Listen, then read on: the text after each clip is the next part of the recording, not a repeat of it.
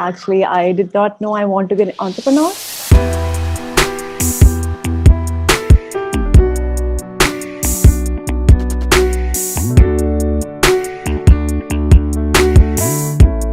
At some point, I wanted to be an astronaut. That did not quite pan out. So I became a chef and it was a lot of fun, but then I sort of got bored. It just felt like that technology is moving so fast and I am stuck in a very stable hospitality kind of environment. And there are exciting things happening in technology. So how do you become a part of it? And that was turning point, I think almost 8 years back, where I decided that I need to figure out that how can I enter into technology since I do not have that kind of education. And guys, it doesn't matter what kind of education you have because there are so many resources out there available for you to study from, so many people who are ready to teach you and learn from. That's what I did. I figured out a mentor. I figured out a company who would allow me to work with them while I learn more on the technology side. So I joined this startup, which was creating a software for hospitality. Thank you so much for taking the time to be a part of this. This is a daddy-daughter venture. Dad has just given us the responsibility for this interview, so he'll Wow. probably end. But basically, so I'll explain a little bit about our story. We started when we were about 10 and 7, Mhm. and Dad would tell us bedtime stories, and we were very interested about his business and what he did, the struggles he faced. But the point was to teach us a story every night when he would tell us bedtime stories, but we would fall asleep because it was so boring. So we were interested, but we didn't want to know every little detail. So he was like, okay, I'm gonna make it about them. So he started shaping the story about us. So he made the story instead of his business, he would make it Raviana Chocolate Factories. Raviana is my name's Raya, is Saviana. And when we combine the names, you make it Raviana. And our favorite thing is chocolates. So chocolate factories, that was our business. And Mhm. so any struggles that he faced at work, he would say, so today Ryan and Viana faced this struggle. And so it would intrigue us more. And so the more and more we did that, we were like, why don't we share this with the world? And so we wrote a book called Bedtime Stories. Do you have a book, a copy? I don't. Um, I think we have one actually. I'm just grabbing it. Viana, do you have one? Mhm. Okay, maybe I'll pop one at the end of the interview. But we have a book called Bedtime Stories for Tomorrow's Entrepreneurs, Mhm. where we basically wrote out all these stories, and each one was written by either myself, my dad, or Aviana. And our goal with that was to impact young entrepreneurs or young children who don't really um, who want to learn something. Like in a bedtime story, might as well learn about entrepreneurship. And so that was our first goal, and we made an awesome profit of $550 That's from nice. that. So after that, we were like, let's take on something more challenging where Mhm. our audience is more broad. And so we're taking on this venture called IMOTW, Internet Moguls of the World, where we're interviewing our top 50 to 100 idols who we as a family adore, and we feel that they would really help our audience learn, Mhm. because it's going to become a school and like an online program that people sign up for, and Mhm. whatever they want to learn about, if they want to learn from you or they want to learn from a YouTuber or from whoever, they watch these interviews, they take their notes, and they go through quizzes and all that, and by the end they're experts on whatever they want to learn about. So that's a quick summary. Thank you so much for taking the time out and being a part of this. Absolutely. I was very surprised to get your email actually, and I wasn't sure like what kids these days are doing. So it was pretty intriguing that you are already stepping into footsteps of your father, and like you are trying to figure out what entrepreneurship is and how people are doing different things today. So I think I am honored to be here. Awesome. Okay, so let's start. I will just start off the interview then. Okay, so one thing, you are Raya and you are I'm Aviana. and Aviana. Yes. Okay, Aviana is you are Aviana, right? This is Aviana. Okay, she's Hi. Aviana, you're Raya. Okay, Yes. great. Awesome. All right. Hey everyone, it's Raya. And Aviana. And we're back at it for another interview. Today, we are so delighted to have Preksha Kaparwan with us today.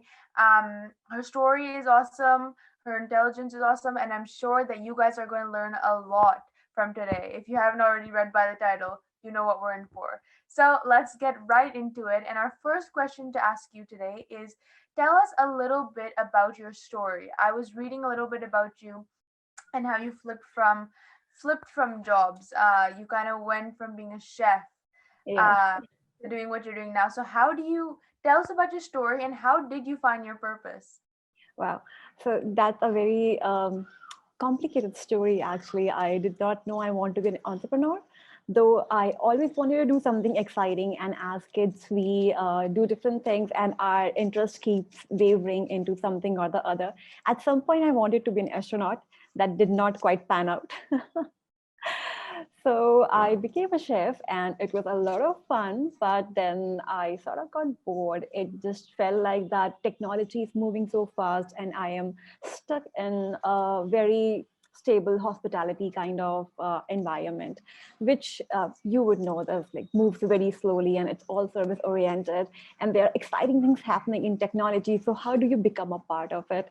And that was turning point, I think almost 8 years back, where I decided that I need to figure out that how can I enter into technology since I do not have that kind of education.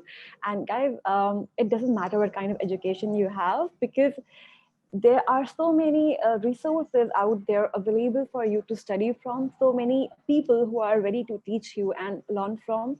That's what I did. I figured out a mentor. I figured out a company who would allow me to work with them while I learn more on the technology side. So I joined this startup which was creating a software for hospitality. So sort of, my core strength was being used in sales, but here I was selling a technology solution. So that's sort of when the transition happened, and I took a lot of time to study on my own, watching YouTube videos, watching Coursera courses, and figuring out people who would come and help me sort few things. So that is, I think, almost 7 years back was when I first created a website because I had to deliver it to my client, and I did not have anyone who was ready to make it. So I said, okay, fine, no excuses. I'm just going to do it because this is the first sale in technology that I have made. So I have to see it through. So that's sort of how it started. And then moving on, today I am a co-founder for Alphaa AI, which is creating AI analytics tool for enterprises. I hope that is short enough. Yeah, that was awesome. That was great. Okay. So my next question is, how did you come up with this idea for a business? You went from being a chef to suddenly being interested in AI and analytics. Now, how do you think that I want to start a business from this? Most people are like, oh, let me join a business. Yes. So I think the lack of experience pushed me towards creating something myself because I was obviously not qualified to join any company and get into the technology altogether. So I was fortunate to find a co-founder who is an ex-Microsoft and has been creating technology already. So that's where we joined hands, and I told him, "Hey, I'm good with marketing. I probably should talk about it. I should probably show people how we can simplify technology, and while you build it, I'll help majority of people understand that it is something that they can also use and understand, and it is something that will impact their business." So that is sort of where I create a lot of content on LinkedIn. That's where it comes into picture. So while everyone feels that data analytics is something that is best left to the IT and technology people, I think it's affecting everyone's business. So how do we make it so simple then that everyone should feel like, oh, I should ask a question, I should figure out if my business is doing good. And that's why we introduced NLP, where you can how you use Google or Alexa. You simply ask a question like, can you book me a cab? or can you give me a recipe of certain things, right? So it is as simple as that. We wanted you to ask questions. We wanted me to be able to ask questions who did not know technology that well. And we figured out that none of the existing companies are going to take a new technology and disrupt what they're already doing, because they are just huge in size, they are just huge in their the companies they cater to already. They do not need innovation, they need more sales.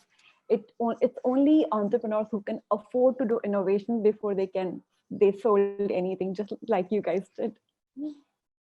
Awesome. Okay. And explain a little bit more about what your business is about, just for those who don't know. Absolutely. So Alphaa AI is where we enable business users to ask English language questions on data. You know, data is the new oil. It is huge. Everyone is collecting a lot of data, and they're trying to figure out that how we can make sense of it. For example, you have seen that Netflix gives you a lot of recommendations, right? And most of the times you go with the recommendations because they are that good.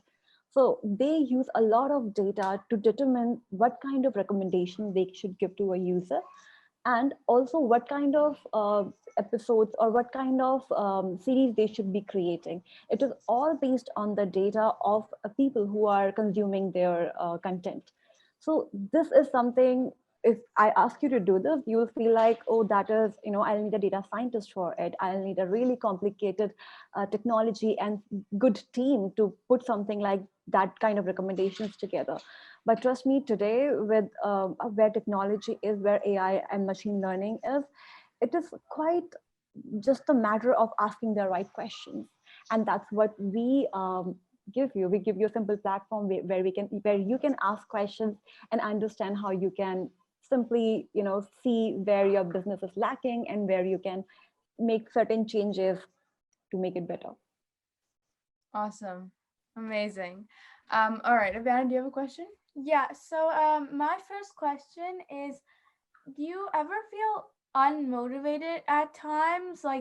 Um, like you don't want to do something, or you're like not in the mood? And if yes, how do you get out of it? Okay. Please answer this to me first. Do you feel unmotivated at some time? Yes. Yes. All the time, right? So I think getting demotivated is so easy. Even if a little thing happens, your day gets ruined. And even if you spill milk in the morning, you just get demotivated. Happens to Yeah. us all the time. But I think at certain point after school, after college, you realize that there is no one standing behind you. There is no one who's going to come and motivate you. Parents will not force you to study hard because they do not know what you're doing anymore. They are trying to guide you, but you are on your own, sort of. So at that time, I personally do this to myself. I just keep telling myself, Preksha, be brave. If you don't do it today, tomorrow in the same situation, you'll again be stuck. You'll just feel that you cannot move ahead, and then you'll be stuck at the same place forever. So whenever I feel demotivated, I just tell myself, be brave and move on. It'll get over. Wow, that's definitely my new motivation. All right. So I'm sure there's a lot of young people watching this, and I know that your parents were the ones who told you kind of focus on something else. Don't focus on this on being a chef and cooking and all that. So at what point do you stop relying on your parents? Because a lot of people, they live with their parents. The parents make their food, all that, and their parents are also saying, I don't want you following these dreams, I don't follow. What point do you stop listening to your parents and you do what you want? I think I'm gonna get a lot of calls from the parents after this. Okay, so I think at a certain point, once you're a teenager, once you are in high school, you sort of already have your own mind. You try to figure out that what works for you, what doesn't. But and parents, especially Indian parents like mine, they will keep telling you that this is what you should be doing, this is what you shouldn't be doing, and they told me almost like till the time I proved to them that no, I can take care of myself. It was many years after college itself, actually. But at certain point, I think this will happen sometime in high school or in college, where you realize that where they are coming from was a different era altogether, and where you are today, things are changing very fast, which was happening to me as well. But when my parents were, they were coming from this mindset of you need to have a stable job, you need to have fixed salary, you should need to have some kind of security in your life. But at the point where they realize that she has a mind of her own, and when she's trying to do few things, she makes sure that she gets through, she is not abandoning it. So they took a chance on me, which I think I was very thankful to them, that they took that chance. They gave me a couple of years to figure things out, and I couldn't do it. I this is my second startup. So before that, I sort of couldn't land where I wanted to. But by that time, they were very understanding, because they understood what I am trying to achieve is beyond what they cared for, in fact, which I think parents today have very wide knowledge of what's going on and how things are progressing and what is the pace. So a parent like me and parent like yours probably would expose you to as many things as they can, and at certain point they will let you take your own decisions, and it will happen somewhere in high school or college. So you know use it wisely. Okay, awesome. Great. I really like that answer. So, my parents bring my sister and they bring us up in a way that everyone is equal. Everyone has equal opportunities and anyone can do anything. Mhm. What although there are challenges faced by women entrepreneurs today with inequality. So, what challenges, if you have faced any, have you faced as a woman entrepreneur? I think the first pullback comes from the family, usually in Indian families. But I think I did not have a lot of trouble over there, because my father is in army, and he always brought me up, making sure that I am independent and I can take care of things myself. But once I entered the entrepreneurship, this was few years back. I think today things are quite different. We women were looked not down upon, but if especially if you're doing a technology startup, you will be heard last. You will not get a piece to say in a discussion till the time you don't come with very heavy preparation and bring data with you. But I think this is changing now. I remember this one time I was talking to a client with very early days in previous startup, and I had a new colleague with me who had just joined the same day, and the client refused to talk to me. Every time he's posing a question, he would make sure that he's posing the question to my male colleague, and I felt a little, it was embarrassing. It was demeaning in a way that I am here, I'm trying to create something, and I have done very so much hard work on this, and I have come all the way to meet you, and you refuse to talk to me. You are still posing all the questions to my male counterpart who is not yet aware of situation. So I tried to overtake the conversation a few times, but then I realized it was a lost cause. But since then things have changed a lot in the sense what I have done, what any women can do, can show their work out, show their work to more people, share with, connect with the network which values what women bring on table, right? Apart from the core technology, because that I think I won't say that men are better than women, or women are doing better, but I think overall the kind of stability, the kind of mindset a female brings on table, uh, you all have seen at your homes how smoothly things are planned under a female leadership. So I think the same thing happens in business as well. So that certainly holds some points.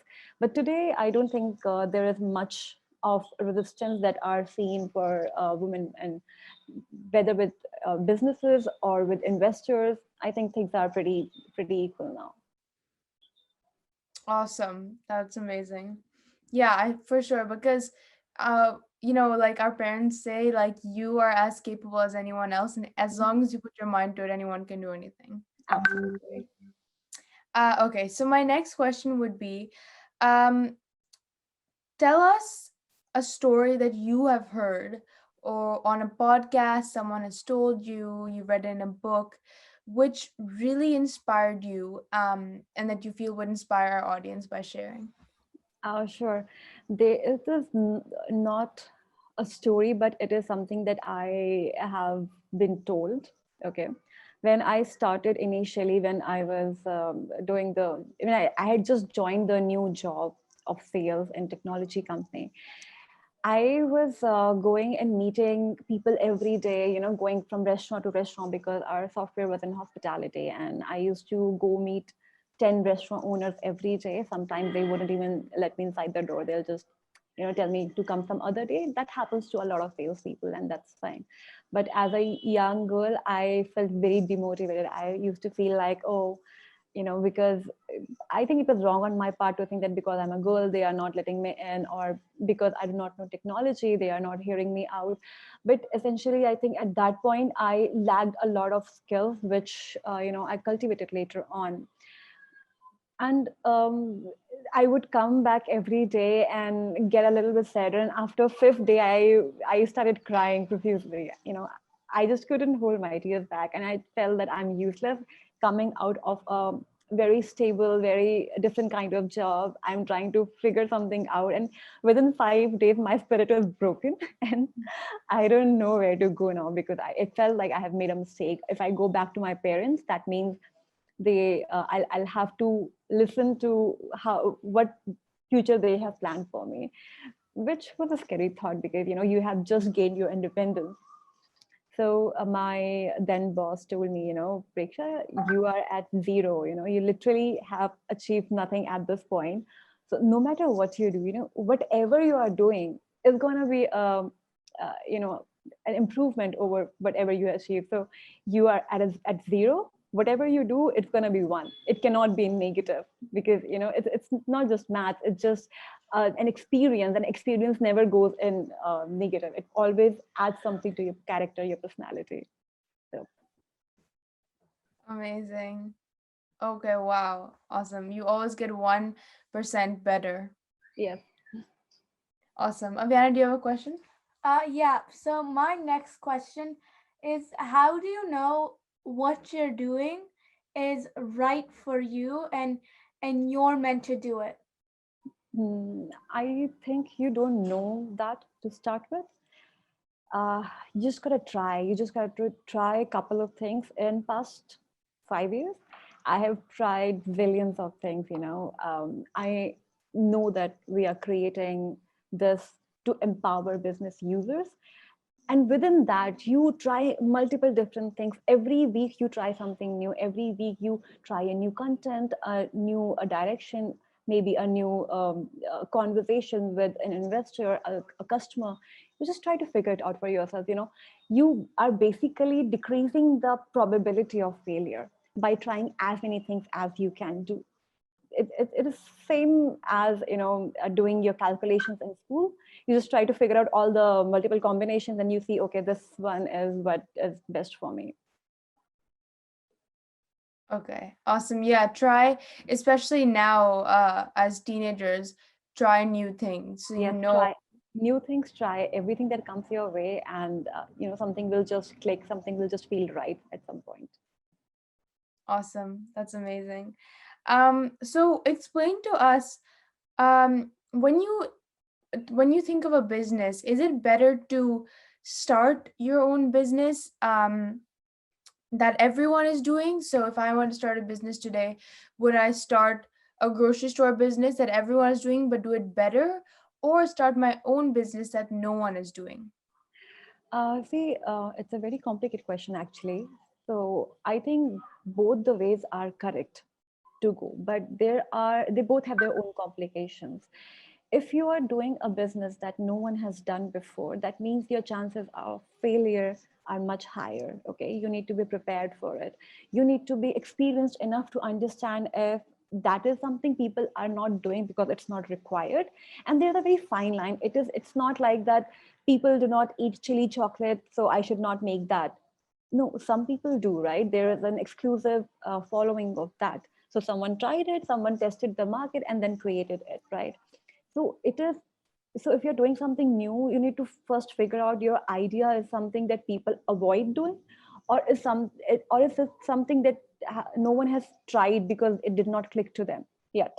Okay, so that is one way to go about it, but I would rather recommend that it has to come from a lot of experience. You need to be have had enough conversations, have had enough experience of working with someone, or a training or education to understand that this is what can be a unique proposition. Okay, now when you do something which everyone is doing, I think it's a very good way to start. When you are a young person trying to see that how can I build a business, you don't necessarily need to go for something that no one has done. Don't do that. It's not required. What is required is uh, pick a model which is very good, which can be done locally, which you can personally execute. You can do it very well through your network, through your marketing, through the conversation you have with people. you know Try that out, and if it has worked for everyone, it will work for you. And if you can do it better, you probably will build it better than everyone else as well. Same goes for Amazon, has built an amazing e-commerce business where eBay already exists, and there are a couple of other providers, right? But they are doing it much better with help of data. They are figuring out better products of their own, better ways to collaborate with their vendors. So you don't have to figure out a unique idea. Chances are someone has tried it and failed. You probably will have a better chance of success in the first time venture, when you see that, okay, these are the things people fail doing. So for this business to be successful, I will do 1, 2, 3, 4, because the market is proven, people invest in that, what kind of revenue will be generating. So it will be kind of predictable, but a good first business to go for. Amazing. That's a great answer. Okay, Aviana. Okay, so my next question is, we use the term internet moguls a lot. Um, internet mogul, as a definition to us, means someone who spends quality time with their family, but also works hard on improving, growing, and growing, and keeps working on their business and works hard. So, what would your definition of an internet mogul be? My definition would be that someone who is up for anything crazy, to make sure that people who are in their network, people that they like to bond with, they get value from whatever they are doing. And being brave, because that's the underlying definition of Mughal. They were very brave and fierce warriors, right? So be a warrior, be brave, and be ready to try out anything weird. Awesome. All right. So our last question to you today is, we always speak about micro videos and how important they are to reach across to other people. Dad has micro video mastery course as his main thing. So we know that you're very consistent with your social media game, with your LinkedIn. So do you think that micro videos are very important, and they help you get sales and help you get leads? I absolutely think that, because I built our business, our hypothesis based on that. Okay, so micro videos, when you're creating those, one important thing to understand is that you are not selling really. And what you're doing is you're trying to educate or show something cool that people will like to see and they shouldn't miss out on. So anyone who's not creating videos for their business today, any kind of video, first of all, if you're not creating it, you're losing out a big chunk of captive audience. And if you are not creating micro videos, you are giving out all those little opportunities where you could have had a little piece of their attention. It's absolutely important, because one, you create familiarity with your product, your face. Two, you are creating trust with your customer, where they understand, okay, this is the person I see regularly. It is not an unfaced brand. It is not just a name brand where you keep seeing a brand, but it is you, a person who's trying to connect with you, who's trying to put a lot of work in building that trust with you. So customer kind of like it. We have had a lot of good conversations. In fact, one of our first connect was with Google Home CEO, and it came through LinkedIn itself. And I love to have that conversation. I probably wouldn't, it wouldn't have been possible for me to reach out to someone like him, but just because he took time to see our videos, our micro videos, which a lot of people were liking, we got that chance. So that could be you as well. Awesome. This has been amazing. Thank you so much for taking the time out and giving us such educated and definitely such educated answers that we definitely have learned from. And I'm sure the audience watching this has learned from. Anywhere that the audience can find you. Yes, I am on LinkedIn by my name, Preksha Kaparwan. You can look me up. And I have recently started posting on Instagram as well. And I go with the handle Bossy Miss. I share that with you. Probably you can put this with the video link itself. Awesome. Thank you so much. Thank And we you. hope to stay in touch. So great talking to you guys. Thank You you. as well. Thank you.